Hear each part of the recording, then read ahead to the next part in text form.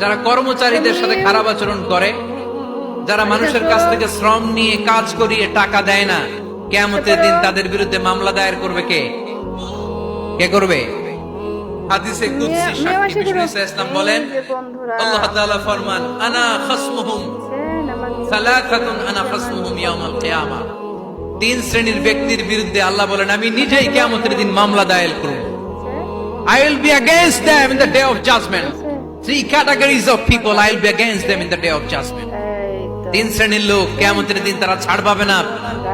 আল্লাহ বলেন, আমি নিজেই তাদের বিরুদ্ধে মামলা দায়ের করব। এর মধ্যে এক শ্রেণীর লোক হচ্ছে রাজুলুন ইস্তাআজারা আজীরান ফাস্তাউফা মিনহু ওয়া লাম ইয়াতি আজরা।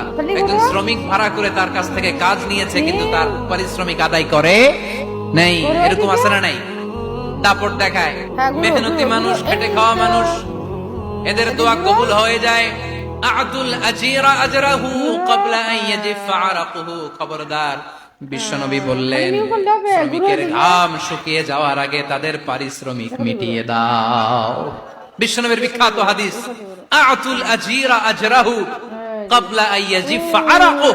শ্রমিকের ঘাম মাটিতে লাগার আগে, শুকিয়ে যাওয়ার আগে তাদের পারিশ্রমিক মিটিয়ে দাও। কেননা তারা যদি বদদোয়া করে তোমার জীবনকে জাহান্নাম বানিয়ে দিবে কে? বিষ্ণু ইসলাম সব সময় খেটে খাওয়া মানুষদেরকে আগলে রাখতেন। সব সময় শুধু যে ভাষণে মেহনতি মানুষদের সাথে ভালো আচরণ করতে বলতেন, শ্রমিকদের সাথে ভালো আচরণ করতে বলতেন, এমনটা নয়। ওনার ব্যক্তিগত জীবন ঘাটলেও দেখা যায় উনি শ্রমিকদের সাথে কেমন আচরণ করেন।